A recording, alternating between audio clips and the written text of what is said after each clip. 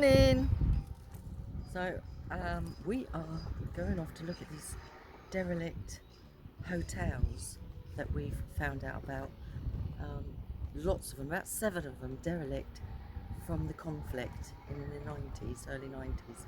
So we're just going to have a wander around there. Apparently nobody goes there, so it's going to be a bit eerie. I'm just going to show you around where we've been staying for the last couple of nights.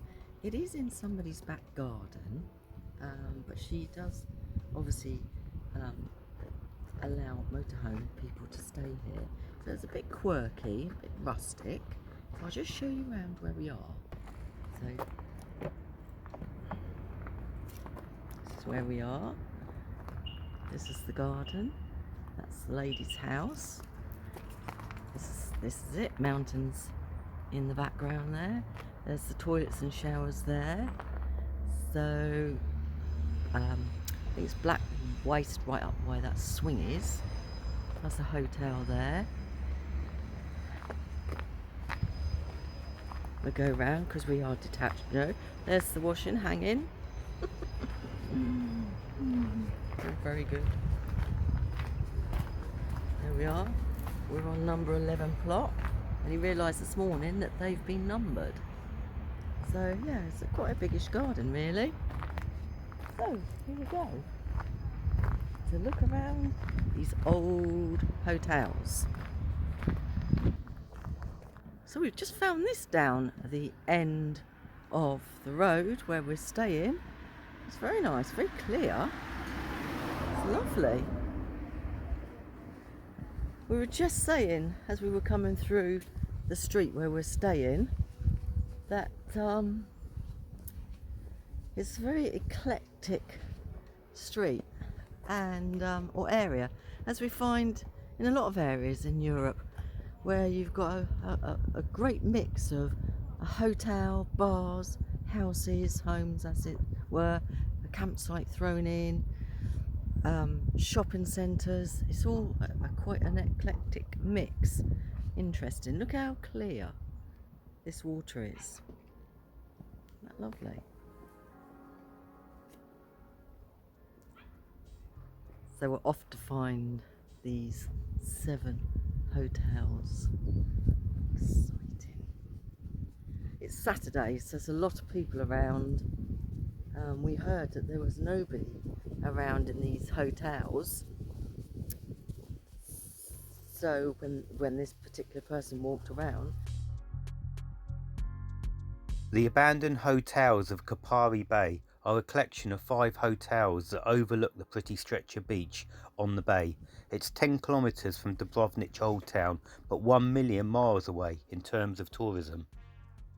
So we're at the start of these hotels. They're quite sad really. But we're going to go and have a look, go inside, have a look round. Apparently one's still got a lovely roof or ceiling inside. So that'd be interesting if we can see that. The bay came to the attention of the Yugoslav People's Army. The Commander-in-Chief, along with the top brass, were keen to expand the resort. Added to the original Grand Hotel were a further 4. Between 1960 and 1963, 3 of the hotels were built. The last hotel, Porcini 2, was built in 1980.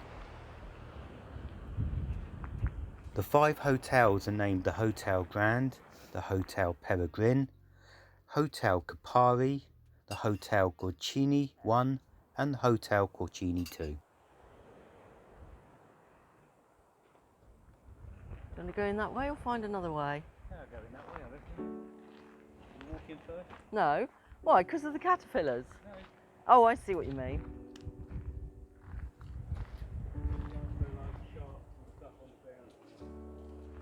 Lots of broken glass around.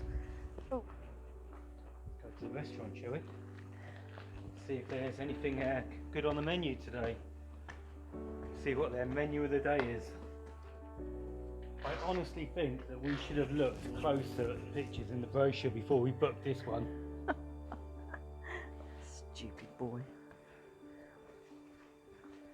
Honestly, I was concerned that we were the first off the coach, and we seemed to be quite a long way from anywhere. And everyone cheered when our name was called out. Stop waffling. You can see why now.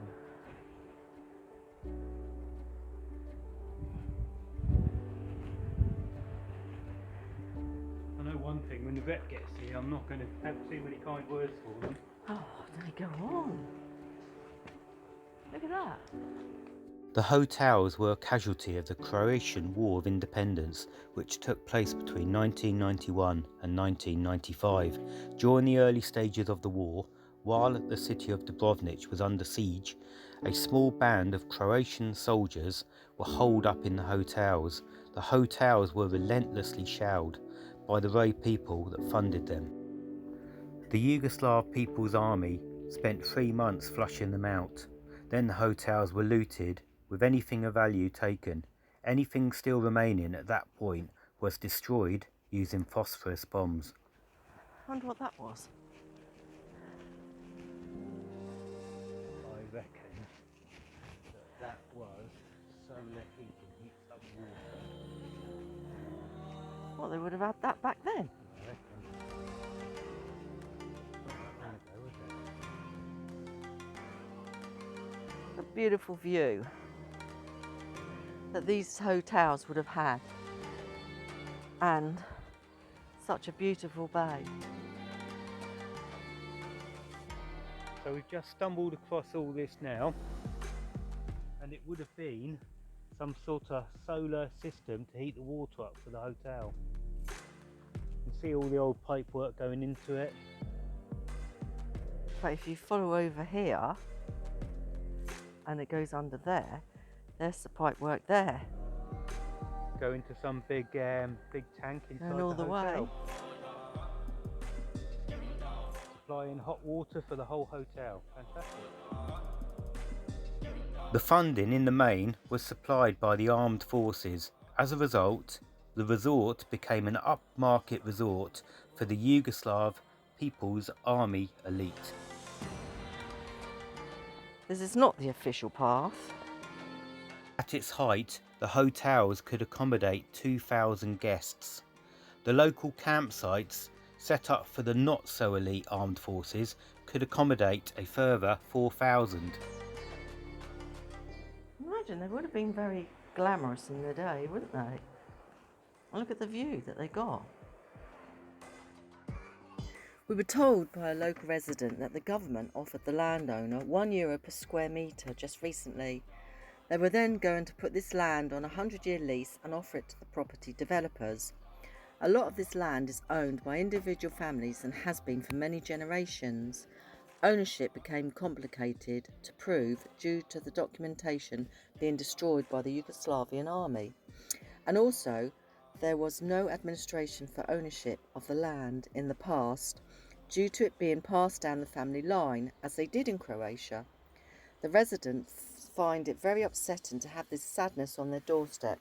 They have been promised redevelopment for the past 30 years, but have given up hope that anything will change.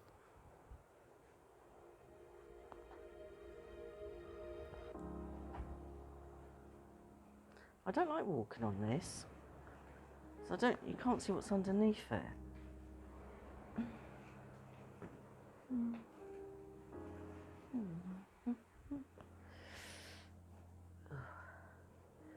Oh, I don't like it.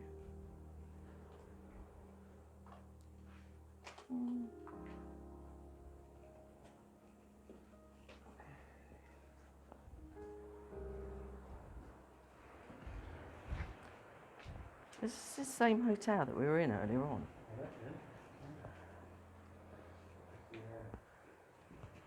Is that the lift shaft? Long way down. So we're going to go down the staircase now. Okay. God help me. I'm not going back up. No, I think there's one floor up there. What?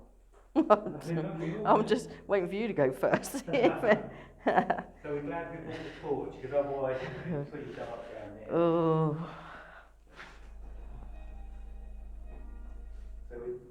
keeping ourselves fit, we're taking the stairs rather than the lift today, which I think is probably advisable. So we were up at the top floor. Round about there. I think it's too thick.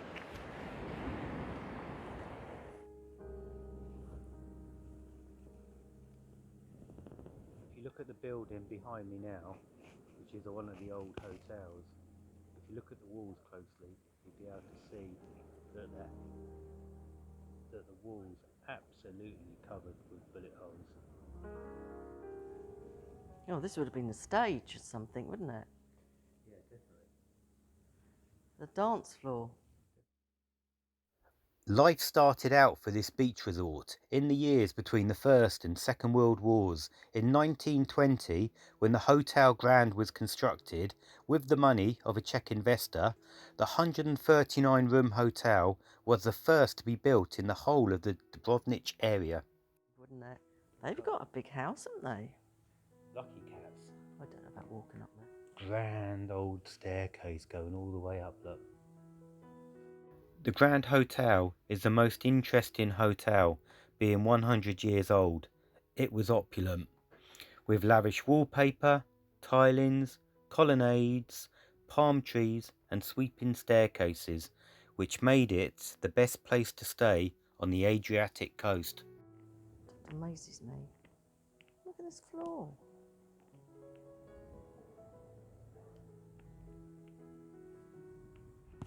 There's all the bullet holes, look. How many? Littered. Absolutely littered.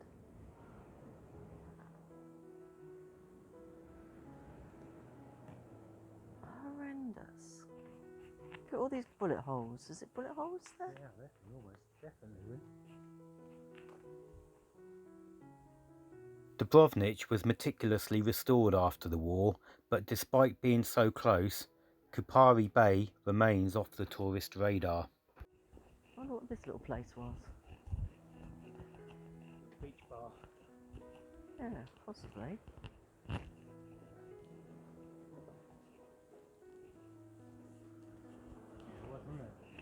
Beach bar. When the redevelopment deal is finally signed, there will almost certainly be security in place and lots of it. So if you want to see these hotels as they stand, the clock is ticking fast. We're going to go in? Yeah, why not?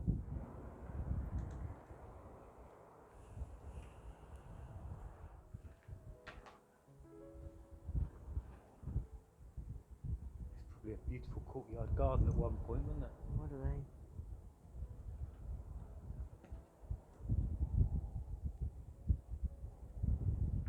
Stairs up to the rooms.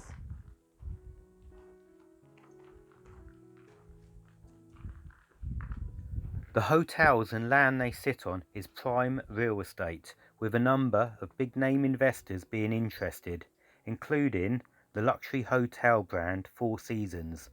One thing is for sure, the Grand Hotel will remain as the new resort centrepiece and will keep its original facade. It's highly likely the rest will be demolished.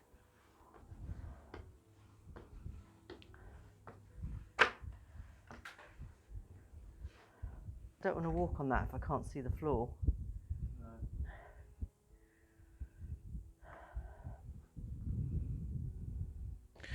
Okay, so we just come up to the top floor of this hotel, old hotel. Just going to go through here and see what the view would have been out of the window. As you can see, the floor is quite littered, broken glass everywhere. So we're just going over towards the balcony now. I'll avoid standing on the balcony, mind. But you can see the view over to the other hotels that are derelict. And the view out from the balcony. So we're just heading back down now, down these stairs, and then out derelict hotel down there. If you've enjoyed watching our videos and want to follow us through the different countries onwards towards Albania, give us a thumbs up and click the subscribe button below.